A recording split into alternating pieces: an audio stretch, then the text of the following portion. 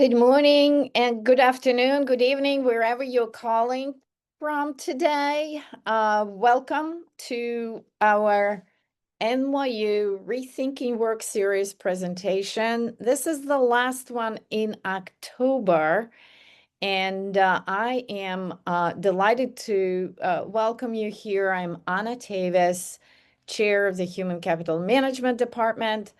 For today, it is my very special pleasure to introduce a colleague of mine, Mary Cianni, who is joining us in just a minute on a video. Um, uh, Professor Cianni is an associate professor of consulting at NYU, teaching in the executive coaching and organizational consulting Master of Science degree. And Mary is going to be the host for today's fireside chat with our guest, Paul Lambert. And Paul, can we welcome you in the room, please? Fantastic. I just want to remind everyone of the protocols for our sessions. As you're dialing in the chat, you can let us know where you're calling from. But if you have questions, and you will, because of how exciting and intriguing this conversation is going to be, please put them in the Q&A tab here. The questions will be answered at the end of this discussion, and we're really looking forward to this dynamic conversation. And just the last reminder to all, this is being recorded, and we are going to be posting this presentation on our YouTube channel as well as on our social media channels. And on this note, Mary, I want to invite you to the stage. Take it away. Thank you, Anna. And it is a delight for me to welcome Paul. So hello, Paul. Thank you for being with us.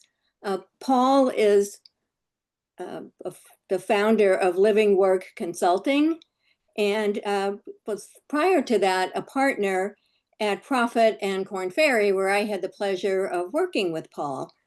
Prior to that, he was a director or an owner of a variety of consulting firms and clearly demonstrates a deep expertise in organizational design and transformational work. He's the founder of the European Org Design Forum and serves as a senior faculty member at the Henley Business School.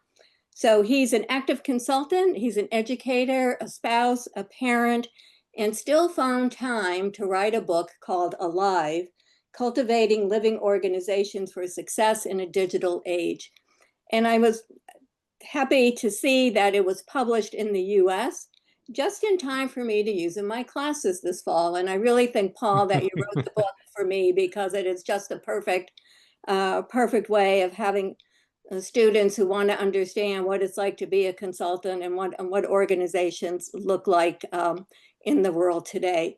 So given all you have going on, to be able to sit down and put quote unquote pen to paper requires motivation. So what really brought you to the point of wanting to write the book Alive? Thank you, Mary. Thank you for such a lovely introduction, may I say. Yeah, really good to be speaking to you and to so many people on this. What brought me to this? I think I would say kind of it's a certain frustration. You need to have either a pain point or a kind of real kind of joy point, I think, to undertake a project. And I think, I've been consulting for 25, 30 years, and seeing organizations where, as I say on the back of the book, people are still treated like cogs in a machine, units of production. We have to be careful about phrases even like human capital sometimes, and really working with some organizations that were very different, human-centered, releasing people, really genuinely going beyond just talking about employee engagement to being places where people brought their best self to work, we might say. That was the motivation. And contrasting those things, I think a lot of stories along the way, just, when you've I've just done a wonderful project with a London law firm that's trying to do something very different from a lot of law firms, and seeing that in practice and being part of that is a motivation to write about it. And what led to the idea of comparing the human body to an organization? Um, that actually goes back to my own time at university. I went to Cambridge University and I did engineering with management and organizational studies.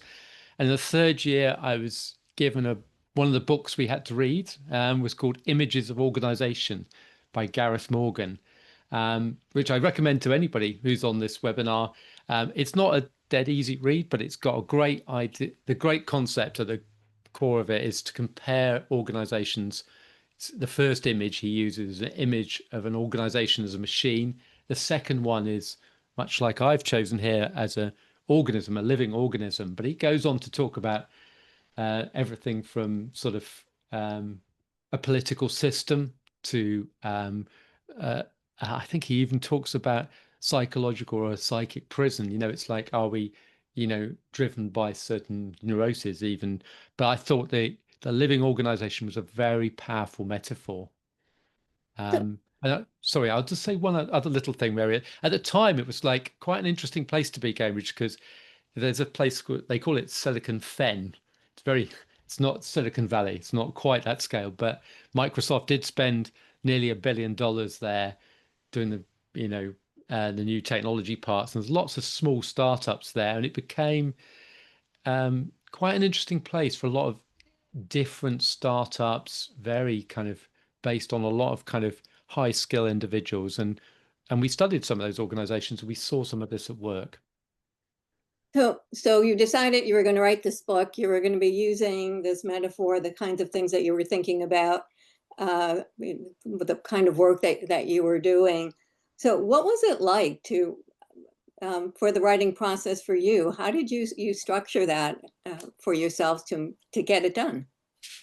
Well, I took a bit of inspiration from you, Mary, because you started 6 or 12 months before me. But what I did was I booked out Friday mornings between roughly 9 o'clock and about 1 o'clock most Fridays. And I had a plan. I had a rough structure, which I talked to a publisher about. But there was like a short structure, and I started to write. I just started to write.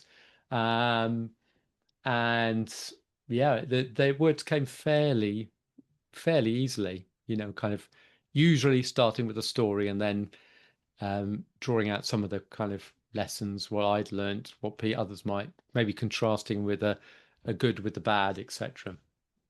Yeah, and I think those lessons are really powerful because they bring the ideas to life. And again, and I know that I see many of my students' names popping up in the chat, that it also gives an idea of what it's like to consult to organizations today. So you have this core model of a living organization. What does that mean to you? How do you define living organization? Well, I've got a few slides which I will share as part of that, and I think there's nothing like an example to bring it to life. But if we, I think just before I do that, is just to think about this idea that you know people are unique, and that is reflected in the uniqueness of organizations. So I've got a good friend, Dave, and Dave's a great sports coach, football coach, but also a team leader in a business. And he is a natural coach of people. He brings out the potential in people. And that comes down to some of his physical attributes. He's a good runner. He's good at football. But also he's got kind of a strong commanding voice and presence. He has got some natural kind of competences and smarts really about the way he communicates. He asks questions, he draws things out of people, and he creates a kind of coaching culture around him of kind of drawing out the best in people. Just he sort of knows how to create an environment where he pushes people who need to be pushed competitively. And I see that same thing in organizations. So if I take an example, I'm just going to pop these up and hopefully these will pop up nicely on the screen. If we take something we might know and love, something certainly from my childhood I loved, which was Lego, talks about inspiring and developing the builders of tomorrow, which might be from 6-year-olds to 60-year-olds, kind of. But they behind that, so they have this kind of sense of a core purpose, just like my friend Dave, who loves to bring out the potential in people. But they talk then about, there's an emotional element to that. They create a culture of creativity, play, continuous learning. If you've been to a Lego store or anything like that, there's one in Leicester Square in London, which is where I'm from. They also kind of have really cultivated a collaborative and inclusive and sort of family orientated spirit around the firm. But they supplement that with sort of cognitive competence of kind of understanding child development, how people play, innovation capability around physical and digital experiences. Some people in OD use Lego Play as a serious way of drawing people out.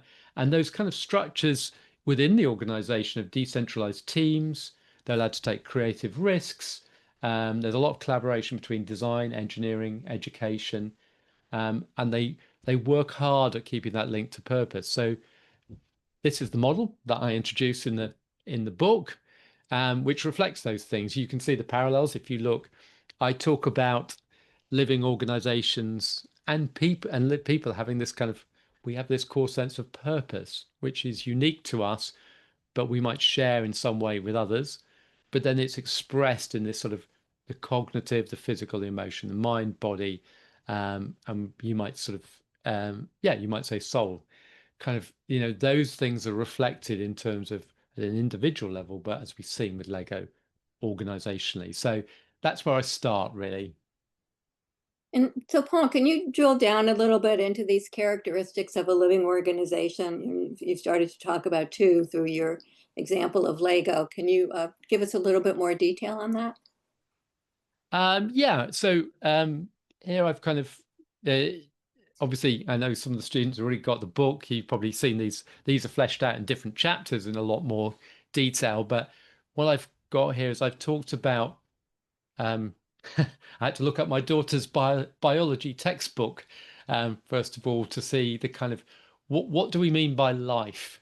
And here are 7 characteristics that biologists would agree around about identity, cellular life, specialization. But these are reflected then in living organization. We've just talked about being purpose driven and that embodiment in the cognitive, the physical, the emotional. But then if we kind of start to move down into the next little block of 3 here, also being capability based, we have organizations have unique capabilities. Google is very different from a Google will be very different from a big construction firm, for instance, but different capabilities, adaptation and integration. So just to talk about some of those now, I would, again, I'd take an example, a well-known example. If you take Amazon, I mean, when you're on there, hopefully buy my book, it's on Amazon, you will see this is what they've set out to be about. So this is their grand statement. Amazon seeks to be Earth's most customer-centric company, where customers can find and discover anything they want to buy online. It's a purpose, it's an aspiration, but you can see what they've got there is some unique capabilities. If you, I was on there yesterday. There's the customer interface design is very accessible. It makes it very easy to find the things that you want, linked items, etc. And the sophisticated search, payment facilities, the way of just kind of linking that up. And so you might also like these kind of things. So it's got a unique capability about customer interface, but then you get it. I mean, sometimes it's ridiculous. I order in the morning and it's there mid-afternoon. Somebody appears, some car appears or a van appears, and they have this very kind of special network of warehouses and distribution networks. But they have a huge amount of data about us in order to make some of those links. They go, hey, here's Mary.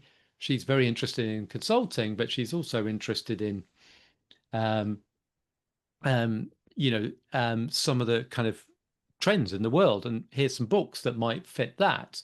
Or is she also interested? She's got a hobby in fly fishing or something. I know you haven't, Mary, but it makes some of those connections that will be interesting to you, and then continually innovates that kind of online platform, the instant ordering, the cloud computing services, different ways of using and ordering that kind of stuff. So just like us, just like my friend Dave, Amazon kind of is has got clear about its unique capabilities. And I think in a human-centric organization, just like we have, unique capabilities, my friend Dave, is very sporty, but he also has a fantastic sort of capability around motivation, emotional intelligence with people.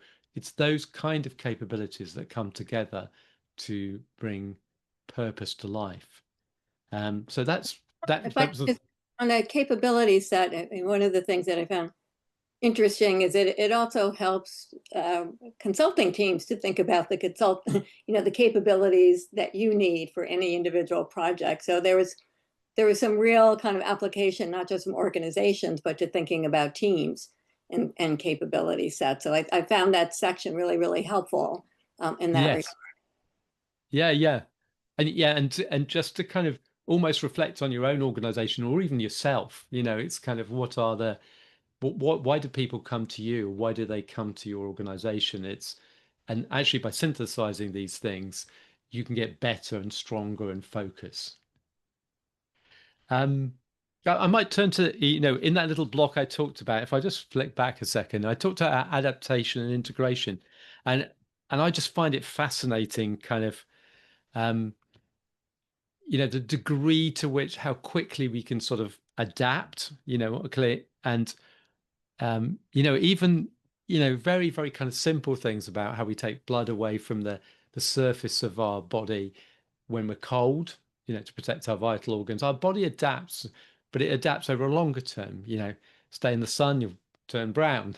Kind of, it's like, we adapt, but we also our bodies would adapt. People, what's extraordinary about the body is people can have an accident, even lose part of their brain, but their body adapts, and a really human organization does the same.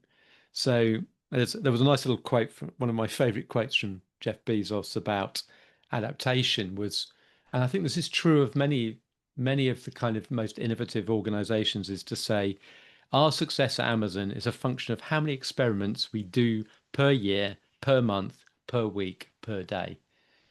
And it's that sort of experimentation.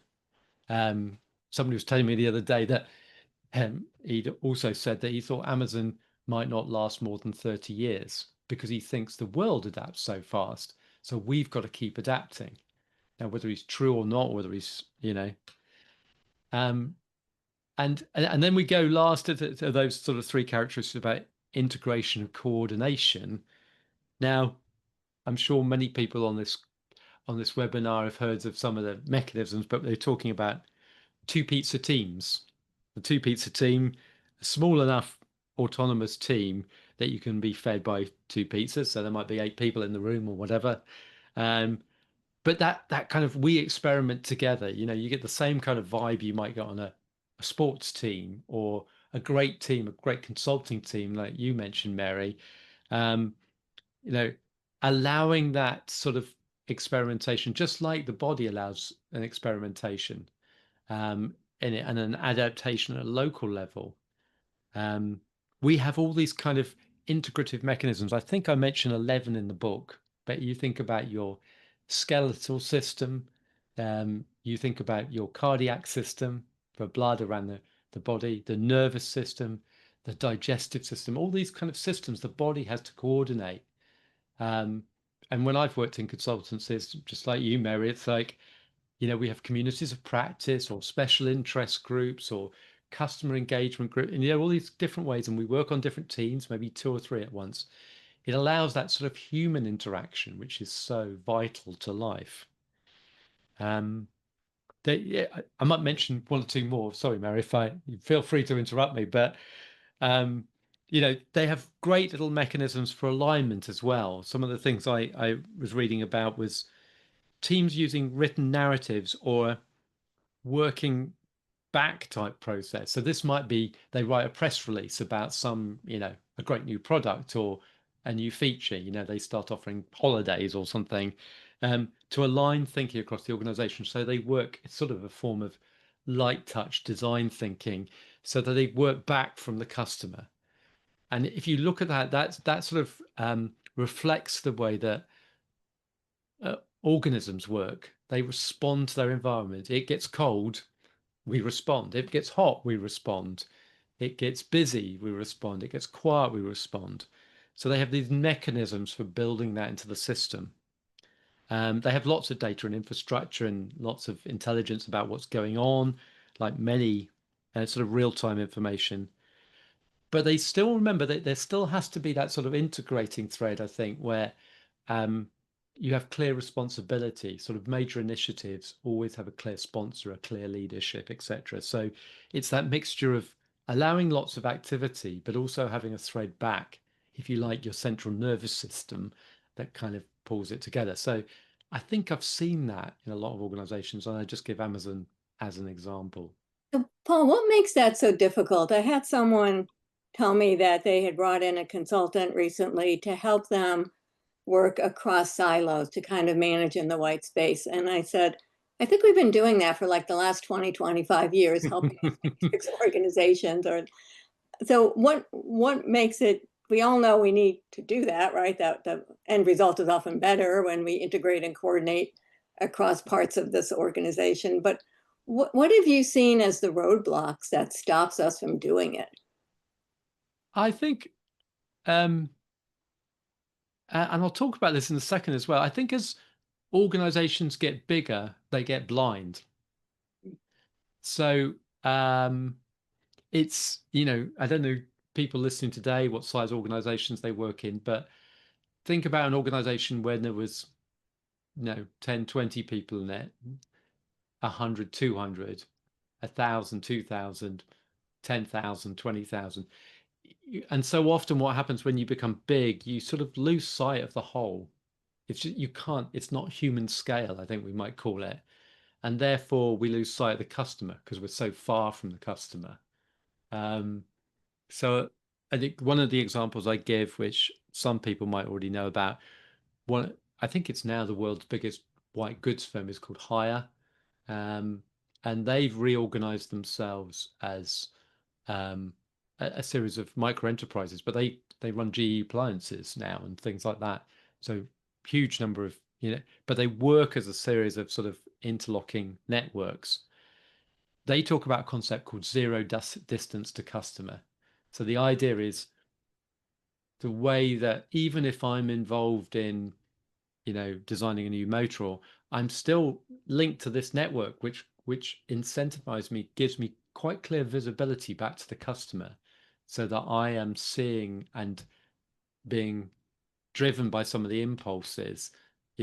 Customer doesn't like that. We try it quickly. We talk to a customer about it, and that they've managed to embed that in the system. And I think that's what dies as organizations get bigger if we're not careful.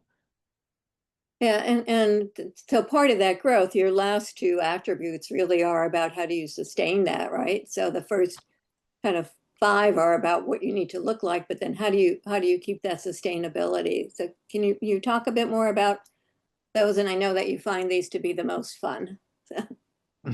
Yeah.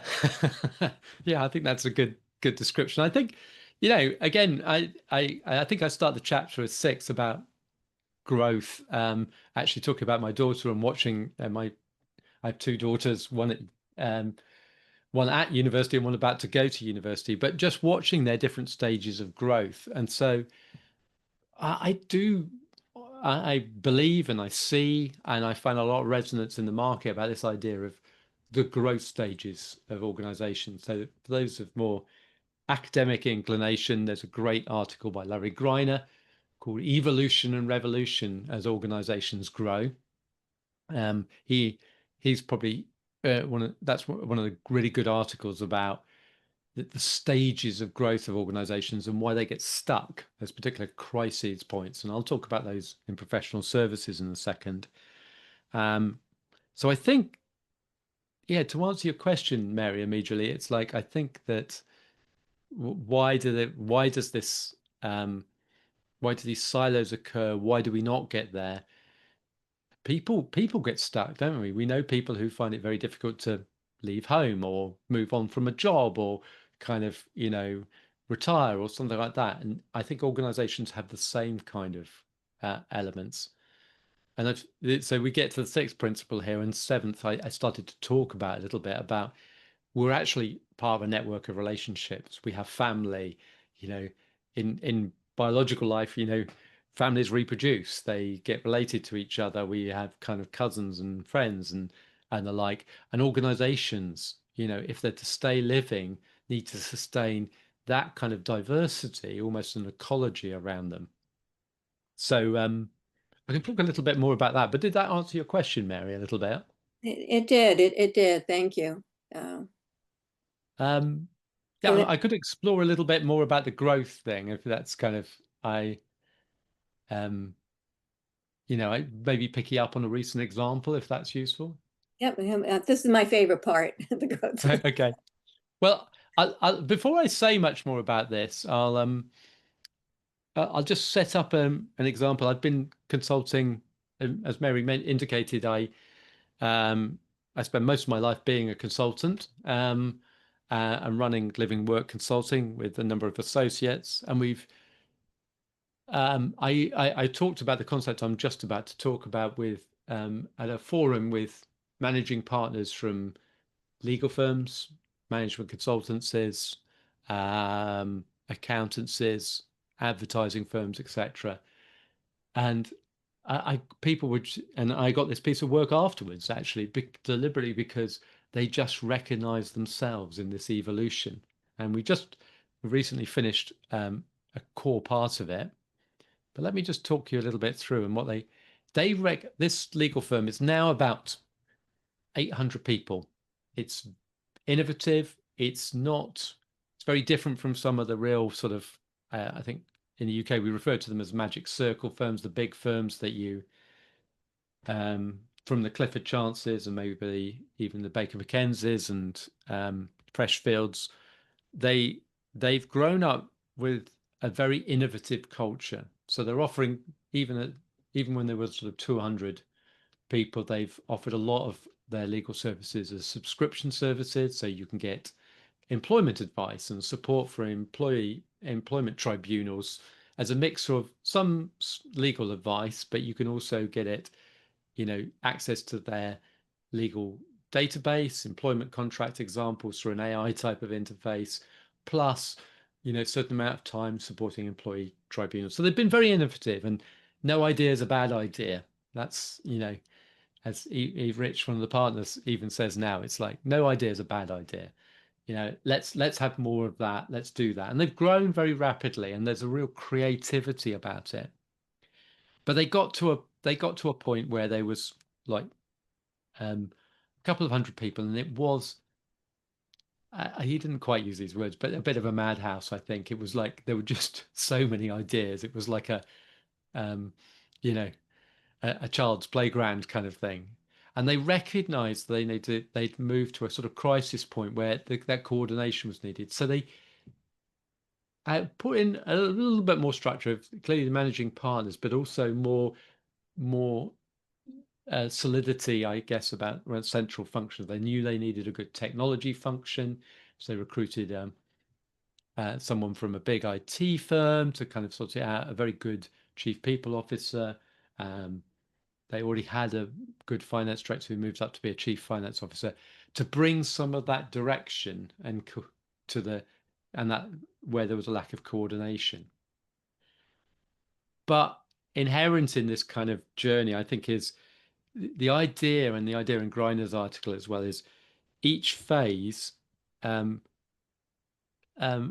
has an opportunity for growth and a crisis point associated with it. So they created all of this, but now we've got a lot of the partners feeling a bit frustrated. They're kind of going, well, I used to just have an idea, grab somebody from technology and they'd come and help me. They'd come and we could just, do a pilot with some of our favorite clients. I can't do that. I'm not on their list of projects, and they seem to be obsessed with their internal projects. And what's more, they're telling me all the IT security things I need to fit in. And that zero distance to customer has become the opposite. It's like sucking the energy in rather than out.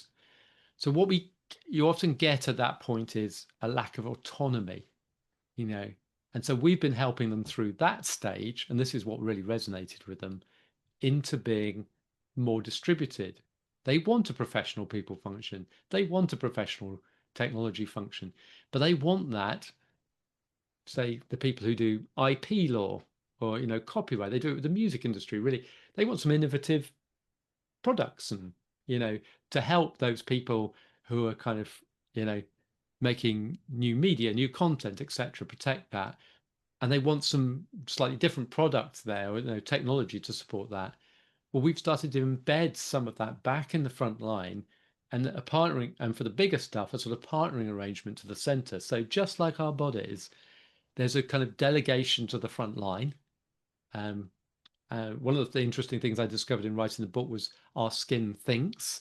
It reacts, and it has a sort of a little bit of a mind of its own. And it's a bit like that in a distributed firm. They can start to react. They can start to react to the market. And I wonder whether, if you think about the firms you work in or you've seen firsthand, whether you feel like you're dealing with a managed firm where the person at the front, the coal face, has less power and it's all been sucked towards sort of central functions, or whether, hey, there's still that distributed power. So there's delegated power. And of course, as I said, in this kind of model, there's a growth and a crisis. So each one of these, the firm's getting bigger, just like a person's growing up. But as they get bigger, you have similar crises, but they look different. At this one, you've now got everybody going off. You've got these different, people doing IP law here, people doing employment law, people doing this, people doing that. But there's some synergies. So there's a little bit more of that kind of, if you like, the interconnection, the muscles and the nervous system that needs to grow around control. So we start to get a form of coordination. Now, depending on how we do that, it might, in the older days, it might be forms and a degree of bureaucracy sometimes, sort of everybody, it might be cross-cutting meetings that we're in, committees, etc. But we also know, we've been in organizations like that where you can't get any work done because you're in so many committees or so many groups. We get this sort of red tape crisis.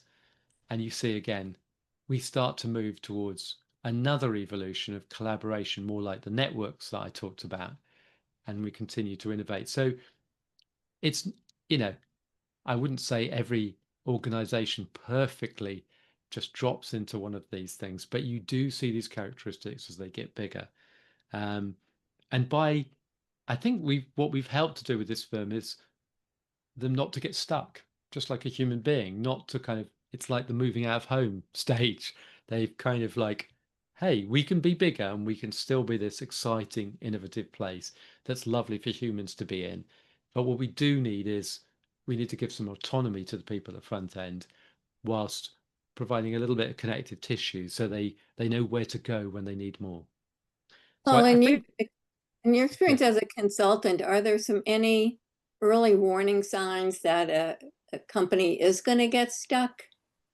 So your law firm example, I mean, they recognize where they were at and that they needed some support and some help. But are there, as you look at organizations, based on your decades of experience, can you almost predict who's going to run into trouble? Yeah, I think I could talk about symptoms first of all. One of the symptoms is there's tension. There's a tension between some of the partners and some of those chiefs. That was a really visible one, and even between different chiefs. Who's running the roost, and there was a frustration. And they were nice. They were a nice group of people, so it wasn't too personal, but it was in danger of getting personal because it's very easy. You think, oh, it's that person, they're inflexible, but actually it's the structure as much as anything. So I think that's a sign. I think another sign is, or if you want to be more proactive, is we've got to that kind of size. There's certain thresholds here. You know, the startup and entrant, it's quite hard to sustain the startup mentality beyond about 200-300 people in that pure sense. Some organizations somehow kind of slightly get away with it, but they end up with lots of little startups. But by the time you got to 1,000 people, you're into some form of managed firm, and you need to start thinking about these evolutions. So I think you can put some rough sizes on some of these. I think that's a useful thing. And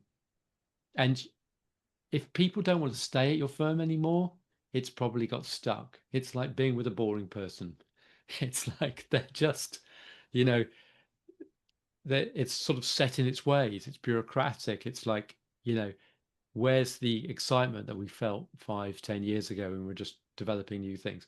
If that excitement, the energy has been lost, it's like a body where we watch too much telly and, you know, it's time to get up off the couch and do something new.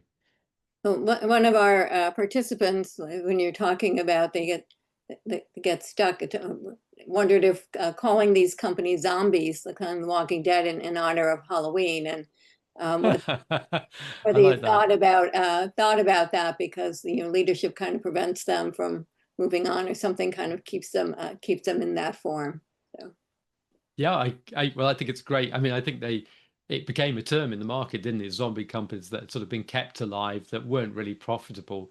I think whoever dropped that remark, I think they've got a point, which is another symptom, which is of, you know, as we're called zombie companies, they've become zombie because um, they need almost life support. They need an external impetus, whether it be cash or um, fresh resources to keep going, which is a bad sign for a firm. So you've got your 7 living principles. If you had to think about the takeaways for us as kind of organizational people, what kind of questions should we be asking about our own organizations? I think in the book I suggest sort of 5 discovery questions. So I think and I'm looking at my own copy here just to remind myself of exactly the questions. But I would say first and foremost is that question around, have we got a sense of purpose? Do we know why we work here? And do we know what this place is about? Which is beyond, many authors talk about this, by the way. It's Built to Last. Collins and Porras popularized the idea in their research about organizations. So I think, and I'm reading Patrick Lencioni at the moment and talks about this as well, but is there a sense of purpose to the organization and a clarity about what we stand for, values and behaviors, etc. So I think that's the first thing. We know why we're here. Have we found, you know, and then looking around is that embodied in the way that we do things around here? You know, is that kind of how we work around here? Are the things lined up? That was the point about the living organization model. I think then we start to get into questions about those other characteristics. So if we go back to some of those things, you know, are we building up the capabilities? Have we built up the capabilities that we need? What are we great at? Are we building that up? Are we developing that? Have we got enough kind of connection across the organization that to adapt, integrate, and to continue to grow? So the mechanisms of growth. And then have we got some of the external stuff where we're networked and connected to others? And are we building that up? So I think we kind of worked through the 7 principles really from purpose at the top back down to really being connected to a wider ecology and a wider cycle of life that we need to be part of. You know, and you know that as we grow, that means maybe making partnerships or joint ventures with others, or give the example of intrepid travel in the book about great organization. I've been used to go on holiday, but they've got, 1,000 different itineraries, holidays and stuff across 120 different countries, 350,000 travelers every year. But what they've done is they've built up a whole network of local guides, contacts, destinations. They've got a really strong connection to responsible travel, and we stayed in the jungle and kind of that connected environment. Does your organization feel like that? Does it feel like one that's embedded in its environment, that is working into its kind of synergy with it? Yeah, and I guess that's an example, and I think I give Maria in the book quite a few examples of how I've seen that then turn up in my own work more recently as well. But we have, if you have a chance now for us to turn to questions. Yeah. Okay.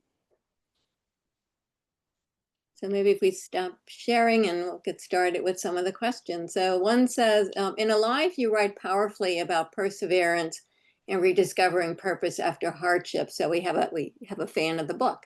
What inspired you to explore this theme, and what message do you hope readers take away about resilience in their own lives? Oh, great. Well, that's that's from Stephanie, I think. Yeah.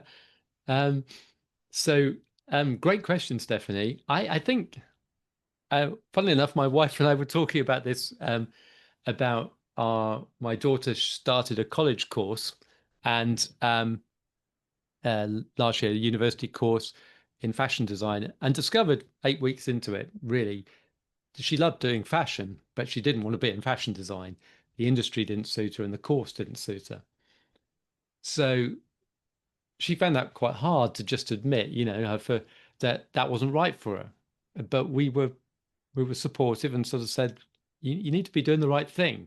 So there was a bit of sort of hardship, and it was like, have I failed? Or kind of like, she's now doing occupational therapy at a great university. I went to see her recently, loving it, found lots of things to do in that year. But it was actually, she developed a load of resilience in that year. She found a job. She, she connected with friends. She found out what she wanted to do. She talked to a lot of people. Now, I think you see in the growth model as well of organizations, I'm making a very strong parallel between personal growth and organizational growth there. And I think, I've tried this on my Henley course on some of the participants. I think to a certain role, sometimes we ask about what is organizational development, but sometimes we're almost like a counselor, facilitator, to our own organizations. We're helping them to grow up. And actually, in the very process, they get through one of those crisis points. And one of the things I applaud this legal firm for is people are allowed to get a bit emotional, allowed to speak their mind, to be honest. I think we would call it psychological safety.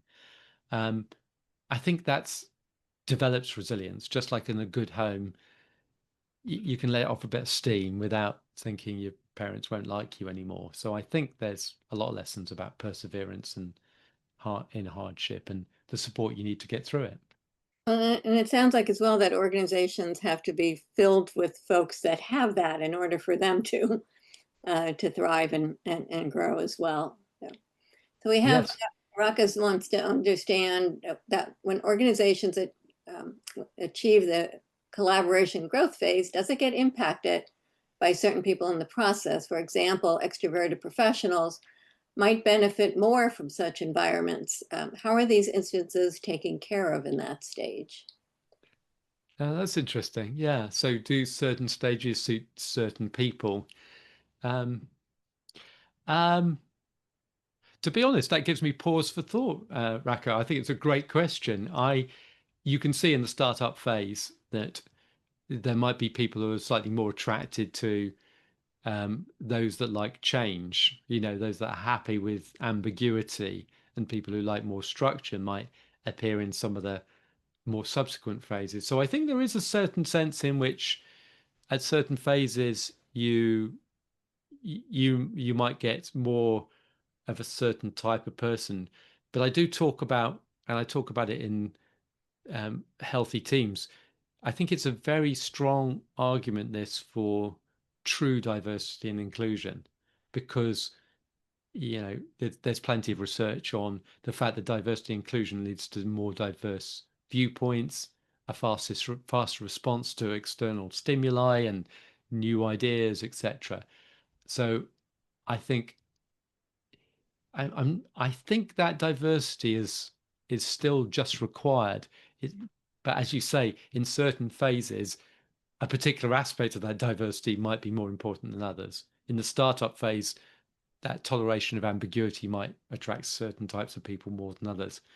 But we need to balance it another time, because we need pioneers and settlers in an organization as well.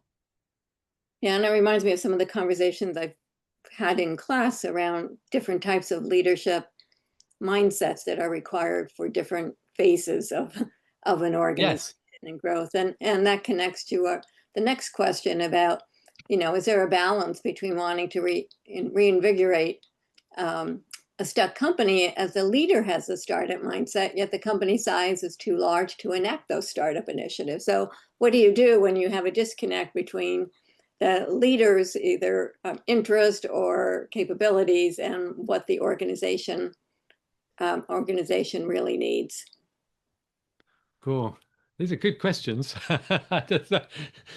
Good head scratching stuff. I think delicate balance between wanting to reinvigorate a stuck company and so that kind of tension almost between, it's like catalyst for change. So I think what I would point out is an idea that I explore in one of the later chapters about the nature of change. And I say change is a movement rather than a top-down initiative. In fact, classically, every 10 years, McKinsey does a survey that says 70% of change initiatives fail to achieve their intended outcomes. And literally, they do it every 10 years. And it makes my eyes roll, because I think, what have we learned?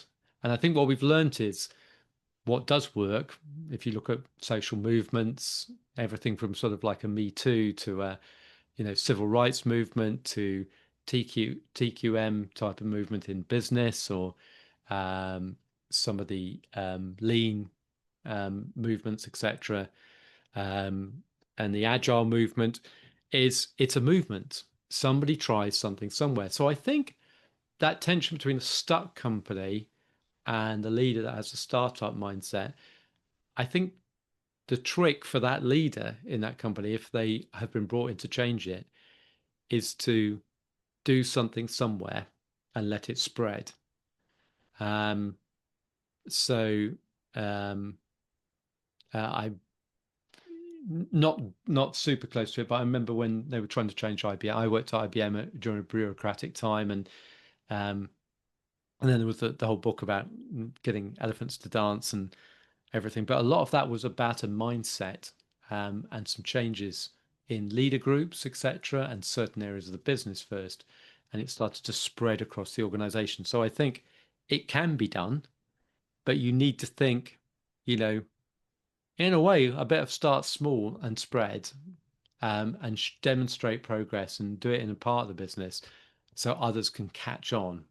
So it's more like catching a positive cold than it is like a sort of, right, we're going to change it. Otherwise, you're just going to get, one force meets another force and you're stuck again. So we continue on the concept of change. Jess asked, she says, in Alive, you talk about reenactments to bring awareness and change to organization. This seems like such a creative approach. Do you employ other experiential types of interventions to bring about growth? So how do you work with your clients to get them really thinking about change and growth? So yeah, I think possibly Jessica's referring to the biggest example of that was in a big defense firm, where we were trying to get across to people that it was about equipment safety, actually, kind of aircraft, military aircraft and tanks and vehicles and stuff like that. And they weren't being built safely enough. They were injuring quite the wrong people. And but everybody thought it was down to a few safety engineers. They needed to do it right. And, in the acquisitions organization, there were thousands of people involved in this, finance people, HR people.